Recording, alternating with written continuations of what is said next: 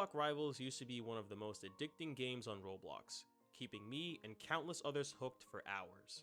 But how did a game this massive go from loved and enjoyed by many to unbearable in just a few months? In this video, I'll be breaking down what happened to the game we all once loved and why so many of us don't play it anymore. However, to really understand what made this game fun and where it went wrong, we need to go back to where it all started.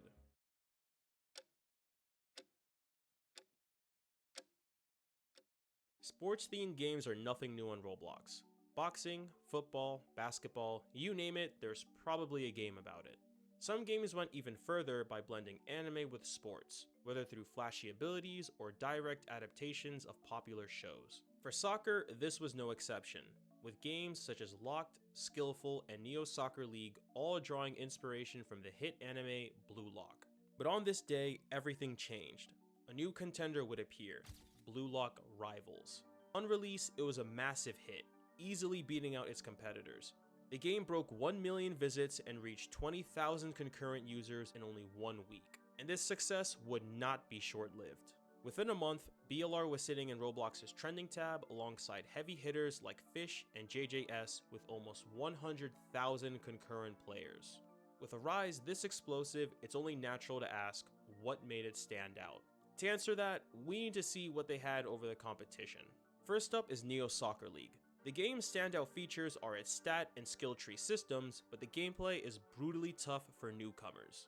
Possession of the ball is done manually, by juggling 3 separate keys. M1 moves it forward, while Q and E shift the ball to the right and left. The game also has a pretty steep learning curve, and it shows because trying to steal the ball from an experienced player as a newbie feels impossible. Next is Locked. Locked was built around 3 key variables: weapon, trait, and height, giving players freedom to experiment with different builds. Weapons could be powerful moves or passives, traits were secondary weapons that enhanced gameplay, and height impacted your shot power, speed, and stamina. It also added unique dribbling mechanics like chop, lift, and air dribbling. On the downside though, possession was similar to that of Neo Soccer League. It still felt clunky, and stamina had to be manually recharged. Also, despite the customization, the animations and visual effects lacked impact.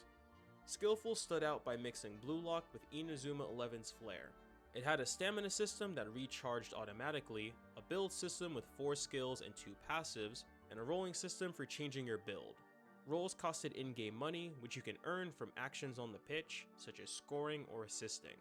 The smooth animations and effects were also a plus, but grinding for good skills could leave unlucky players struggling. In fact, if you didn't have good skills, it felt like you were unable to contribute.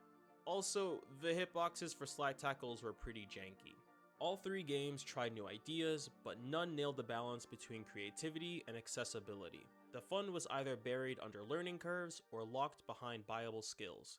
That's where Blue Lock Rivals stood out. Instead of overloading players with complex controls or mechanics, it leaned into simplicity. Ball control was straightforward, no holding M1 or spam clicking. If the ball was free and you touched it, it was yours. Dribbling wasn't a finger twister either. One button handled it. Customization followed the same philosophy. No stat points, builds, or skill trees. Instead, BLR used a spin-based system. Players rolled for characters with fixed movesets called styles, and temporary buffs called flows. The result? Matches felt way more immersive. You weren't facing against random OCs, but actual characters from the show. And with rarity tied to styles, rarer pulls often meant flashier, stronger moves. Sometimes, a system like this could create a natural power gap. The harder the style was to obtain, the stronger it tended to be. I'm calling this gap power to rarity, or P2R for short, which is very important for later, so try to remember it. Beyond that, BLR was welcoming in a way the others weren't. Your very first match opened with a tutorial, controls were visible on screen, and clear indicators showed who had the ball. Everything was one button away, and gameplay felt way smoother than their competitors, from ball physics to dribbling, movement, and abilities. On top of that, BLR brought energy and flair through animations, visual effects, and sound effects that made the game feel more alive. The result? A game anyone can pick up and learn in under 5 minutes. Gameplay-wise, it was slow and fairly balanced. Shido and King were strong strikers at the time, but they came with major drawbacks. Neither had tools for defense, so the moment they lost the ball, they stopped being a threat. They had nothing in their kit to win the ball, stop your momentum, fall back quicker, or stop you from scoring. That was early BLR's beauty. Every style had strengths and clear weaknesses. Thanks to this, each style had their own unique role to play, a purpose on the pitch. Legendary styles were strong, but they didn't completely overshadow lower tiers. Rares and epics still had impact, so the P2R felt fair. It looked something like this. So were there any issues? Well, bugs and hitboxes were bad. Like, really bad. But the game had just launched, so bugs were to be expected. Frequent updates smoothed the game, but it wasn't until December 14th when BLR would drop their first major content update, the Itoshi Brothers. This update marked one of the most pivotal moments in the game's history. It introduced a new rarity, Mythic, along with two highly anticipated styles, Rin and Sei Itoshi. Rin was a lethal striker with a hard-to-catch curve shot, while Sei was a versatile midfielder who could both assist and score. Still, like the legendary tier strikers before them, both carried a clear weakness: no defensive presence at all. This update was highly received and player count would skyrocket to over 137,000 concurrent players, a number boosted not just by the new content, but also by perfect timing. The update dropped the same day as Shido's Big Bang Drive in the anime, right as Season 2 of Blue Lock was reaching its peak hype.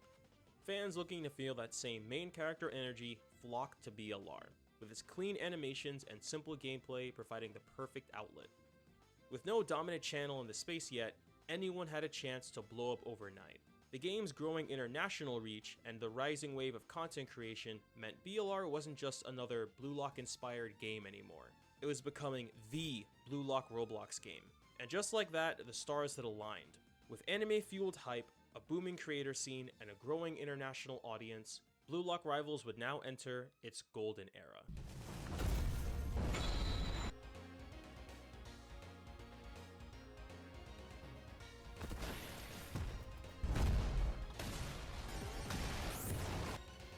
This was without a doubt the best time to be on the game, and if you missed it, I genuinely feel sorry for you. With Blue Lock Season 2 freshly ending, hype was at an all-time high, and BLR rode that wave perfectly. New styles from the U20 arc dropped one after another, revamps brought iconic anime moments to life, alongside chemical reactions, decorated lobbies, events, and more.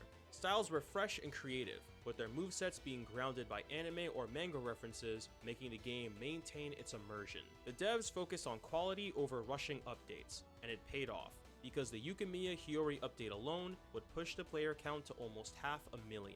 No matter your role, a style existed for you. Aiku, Karasu, and Gagamaru for defenders, Sei and Hiyori for supportive roles, and a stacked lineup for egoist strikers. Most players leaned towards mythics or legendaries, but the gap wasn't crushing. Hiyori, an epic, could impact a match just as much as Sei, a mythic, if placed in the right hands. And that balance was the beauty of BLR. Personal skill mattered more than a style's rarity or its power. You could play who you want without pressure to conform to a certain style or rarity to win or have fun. Strategy and decision making were still key parts of the game. Whether it was coordinating an explosive team play or weaving solo through defenders, every goal felt rightfully earned. As great as things were though, they wouldn't last forever. Small, unnoticeable cracks would soon begin to form, because during this period, one of the most broken styles would join the game, Kunigami.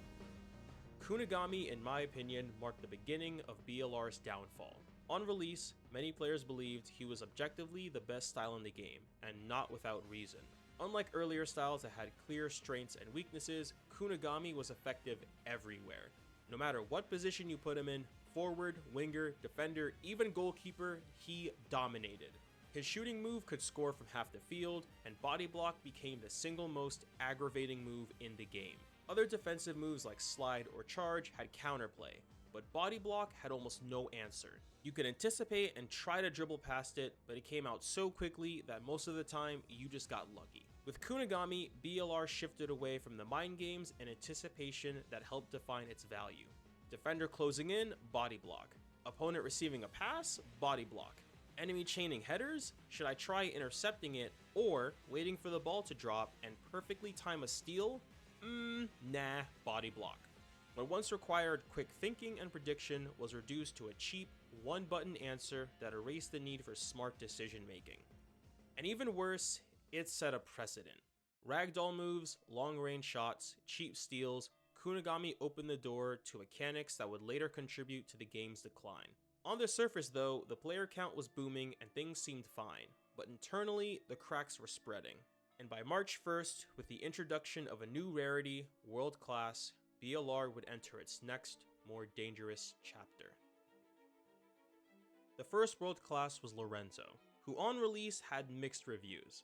Some believed he was a pretty decent defender, while others thought he was incredibly underwhelming and felt incomplete.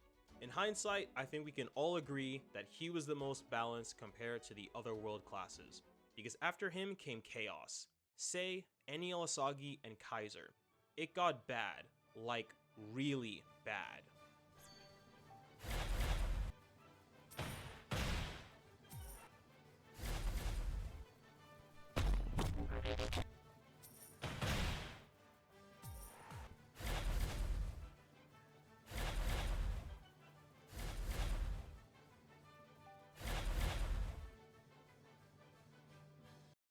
The game at this point started to become a little less enjoyable, especially for unlucky players who couldn't pull world classes or didn't have mythics considered to be meta. World classes ran the game and easily overshadowed other styles, while in some cases, flat out killing them. Now, you might be wondering, why did they make world classes so busted in the first place? Well, because of P2R, each new tier has to outdo the last. So if Kunigami could already ragdoll people, hit long shots, and cheaply steal the ball, then world classes had no other choice but to one-up him. But this balancing oversight wasn't the only problem. These styles also came with their own set of bugs. Chrono's 1-2 broke lobbies, Kaiser had an infinite dribble bug, Isagi's lefty shoot didn't even work right, and so much more. It was clear that updates were being rushed and not fully polished. This led to the game becoming unbalanced and filled with bugs. But just when you thought things couldn't get any worse, on March 29th, a bombshell would drop. One that would shake the entire community. Hey egoists. This was my company's last update for BLR. Thank you for the support so far. This was a great experience, never expected the game to get so big. The future updates will be handled by a different company. I wish them the best, and again, thank you all. At first, people thought this was an early April Fool's joke, but as more and more team members dropped their goodbyes, it became clear that Chrollo wasn't joking. He and his team were leaving Blue Lock Rivals for good. Two burning questions floated through every player's mind that day. Why is Chrollo leaving, and who would run BLR? Ownership would be transferred over to the Grim Reaper of Roblox game acquisition, Dubig Studios. The company is so notorious that when players heard Dubig was taking over, they quit on the spot. With them tanking popular games such as Fish and Blade Ball, those who departed early already knew what fate awaited the game. However, countless others felt optimistic and thought they could keep the game alive by fixing the countless bugs and balancing problems that existed. Chrollo would be replaced with a new head, Miro, and with this, the start of Miro's era began. When Miro took over, expectations were sky high. With Chrollo gone and the game being buggy and unbalanced, players hoped this would be the turning point. Instead, what followed was a streak of rushed updates, questionable reworks, and power creep that spiraled out of control. The first two updates, King and Igaguri, set the tone. King's rework launched with missing sound effects and bugged moves, while Igaguri's kit barely worked at all, even breaking spinning for some players. After back-to-back buggy releases, the community desperately needed a win, and Eniel Bachira was exactly that. He was balanced, well-designed, fun to play, and felt exactly how a mythic should. Strong, but not overpowered. Most importantly, he released as his own style, rather than overwriting the original. This way, players who preferred the original Bachira could stick with him, and it prevented free upgrades for those who tried getting him pre-update. For a moment, it felt like things were back on track. That was until Eniel Rin came out. On release, BLR hit over 1 million concurrent players. A peak for Miro and his team, but the player count hid the cracks. NEL Rin's kit was absurd. Iframe bypassing steals, half-pitch dribbles, a destructive curve shot, and a built-in passive that curved every normal shot. Overnight, he became the meta. Everyone was playing him, and if you didn't, you were at a massive disadvantage. Style power had officially overtaken personal skill, and NEL Rin was the poster child for this shift. Free-to-play players who couldn't pull world classes or compete against NEL Rin started quitting. The game felt less like competitive soccer and more like a slot machine, where winners are those with world classes. From there, it would only get worse as the game chased hype over stability. Reworks like Hiyori and Aiku gutted their original identities. Their once thoughtful designs were replaced with bloated moves, and in Hiyori's case, moves with status effects.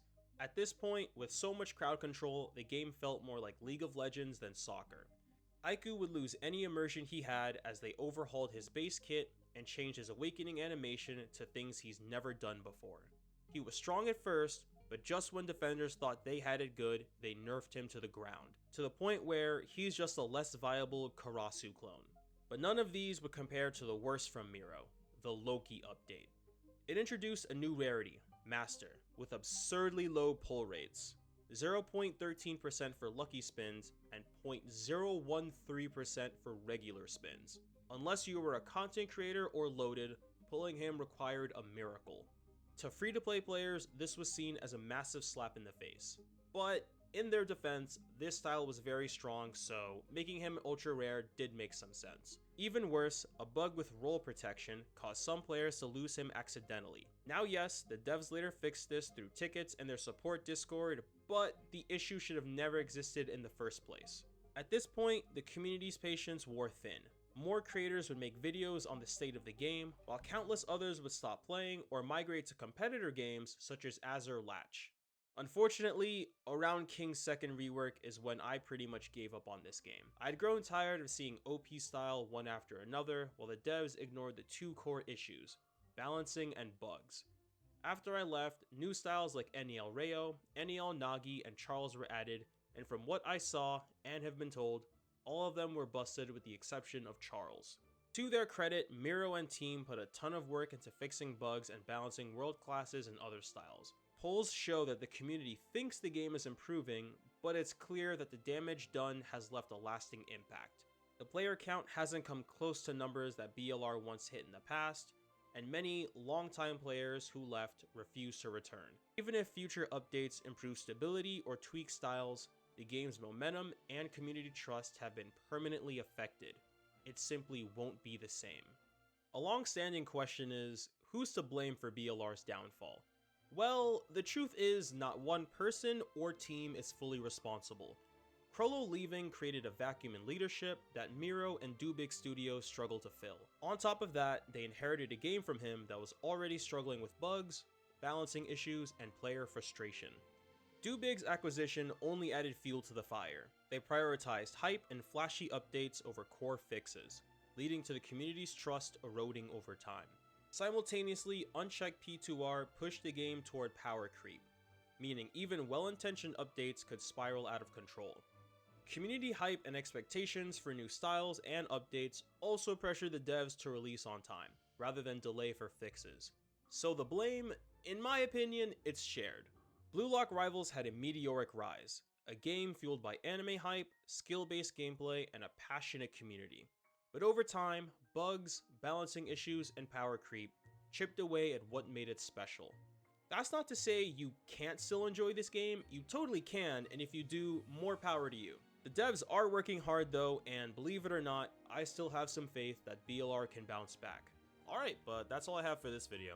If you made it this far, let me know what you think of BLR currently in the comment section. Other than that, have a great day, and peace out.